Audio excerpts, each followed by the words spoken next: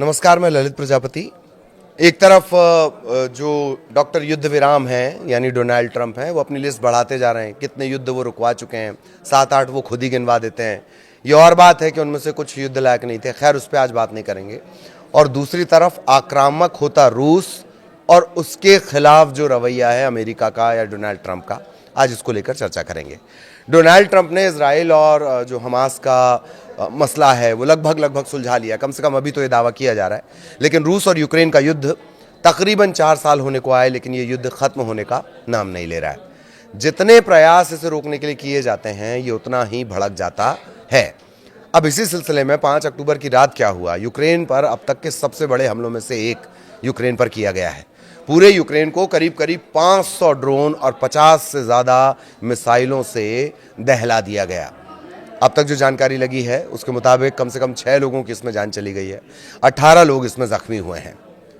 Kyiv independent इसकी report के मुताबिक जो यूक्रेन के राष्ट्रपति हैं वोलोदिमीर ज़ेलेंस्की, उन्होंने कहा कि यह हमला देश के 9 प्रांतों, इसमें क्या क्या है, इसमें लवीव है, इवानो फ्रांक्विस्क है, जापोरिजिया है, चेरनिहिव है, सूमी है, खार्किव है, खेरसॉन है, ओडेशा है और किरोवोग्राद है। इन 9 जगहों पर यह हमला किया गया, 50 से ज़्यादा मिसाइल से हमला। इसी से आप अंदाज़ा लगा लीजिए। ज़ेलेंस्की ने सोशल मीडिया पर यह लिखा है कि रूस ने किंजल बैलिस्टिक मिसाइल समेत कई घातक हथियारों का इस्तेमाल किया। उन्होंने अमेरिका और यूरोपीय देशों से अपील की है कि वो रूस पर दबाव बनाकर आसमान में संघर्ष विराम लागू करवाएं। ज़ेलेंस्की बेचैन है, वो कह रहे हैं कि देखिए मत, अब हमें सुरक्षा दीजिए। रूस के घातक हमलों से घबराए ज़ेलेंस्की ने कहा है कि उन्हें और ज़्यादा मदद की अब ज़रूरत है, हमें सुरक्षा चाहिए, खासकर एयर डिफेंस सिस्टम की तेज़ी से आपूर्ति हो ताकि इस हवाई आतंक को ख़त्म किया जा सके। अगर आसमान में एक तरफा संघर्ष विराम होता है तो ये असली कूटनीति का रास्ता खोल सकता है। ज़ेलेंस्की ने अपने संबोधन में पश्चिमी देशों से कहा है कि रूस उनका मजाक उड़ा रहा है, क्योंकि यूरोपीय देश और अमेरिका इस हमले पर कोई ठोस रिएक्शन दे नहीं पा रहे हैं। उन्होंने आरोप लगाया कि रूस अभी भी पश्चिमी देशों से बने पुर्जों का इस्तेमाल अपने ड्रोन में कर रहा है, अपनी मिसाइलों में कर रहा है। ज़ेलेंस्की ये भी कह रहे हैं कि इस हमले में तकरीबन जो ये इस बार हमला हुआ, इसमें जो 1 लाख के करीब विदेशी पुर्जों का इस्तेमाल हुआ था। और ये पुर्जे कहाँ से हैं? ये अमेरिका से हैं, ये ब्रिटेन से हैं, ये जर्मनी से हैं, स्विट्ज़रलैंड से हैं। वहाँ के जो कंपोनेंट आए थे उन्हें ही असेंबल करके ये हथियार बनाए गए, मतलब वहाँ के कंपोनेंट का इस्तेमाल हो रहा है। फिर कुछ लोग कहते हैं कि भारत जो तेल खरीद रहा है उससे रशिया को ताकत मिल रही है, अपने यहाँ के कंपोनेंट नहीं देख पा रहे हैं। खैर, ये ज़ेलेंस्की कह रहे हैं। ज़ेलेंस्की ये भी कह रहे हैं कि पश्चिम से निर्यात नियंत्रण और सख्त पाबंदियां लगाई जाएं। हालांकि पाबंदियां ऑलरेडी लगी हुई हैं, लेकिन ऐसा लगता है कि उससे रूस को कहीं कोई फर्क नहीं पड़ रहा है। इस हमले के बाद यूरोपीय संघ की विदेश नीति की प्रमुख है काजा कैलास। उनका कहना है कि रूस आतंकी हमलों के जरिए अपने नाकामयाब सैन्य मुहिम को छिपाने की कोशिश कर रहा है। वो ये भी कह रही हैं कि ब्रसेल्स अब नए प्रतिबंधों की सूची तैयार कर रहा है और यूक्रेन को और हथियार मुहैया करवाए जाएंगे। लिथुआनिया के जो विदेश मंत्री हैं, उन्होंने यूरोप से अपील की है कि रूसी तेल और गैस का आयात पूरी तरह बंद कर दिया जाए। उनका कहना था कि यूरोप रूस की साम्राज्यवादी भूख को बढ़ावा दे रहा है। अब फिर इस हमले पर आते हैं। तो ये जो हमला, लवीव में जो हमला हुआ, ये सबसे बड़ा हमला बताया जा रहा है। यूक्रेन की वायुसेना का दावा ये है कि उन्होंने 478 ड्रोन और मिसाइलों को मार गिराया है, लेकिन कुछ हमले निशाने पर लगे हैं। लवीव प्रांत में सबसे ज़्यादा नुकसान हुआ है। यहाँ एक ही परिवार के 4 लोगों की जान चली गई, इसमें एक 15 साल की किशोरी लड़की भी शामिल है। शहर के औद्योगिक इलाके और गैस इंफ्रास्ट्रक्चर को भी भारी नुकसान पहुंचा है।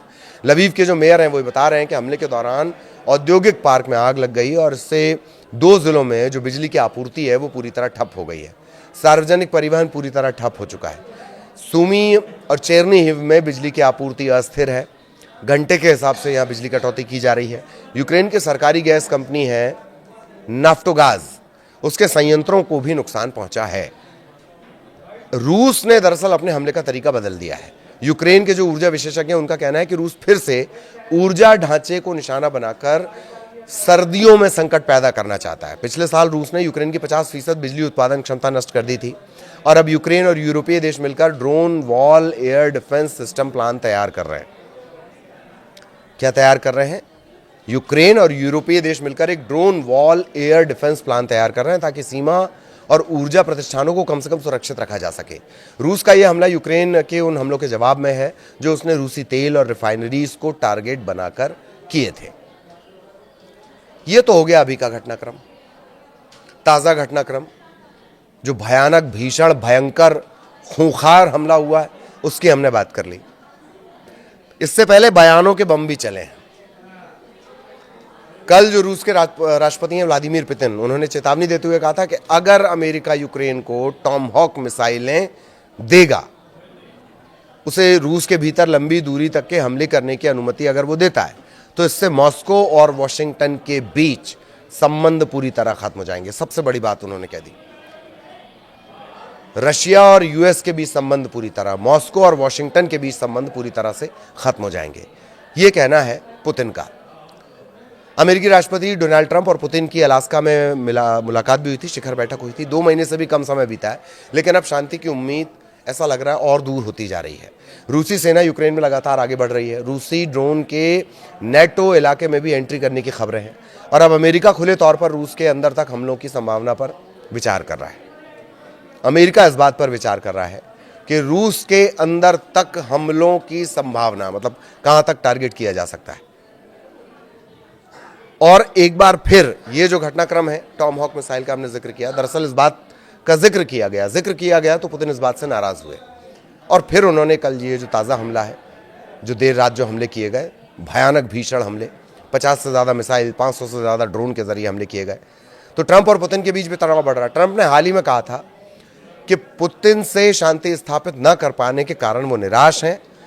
रूस को उन्होंने पेपर टाइगर, कागजी शेर कहा था, जो यूक्रेन को झुका तक नहीं सका। इसके जवाब में पुतिन ने पलटवार करते हुए कहा था कि शायद नेटो ही पेपर टाइगर है जो रूस को आगे बढ़ने से रोकने में नाकाम रहा है।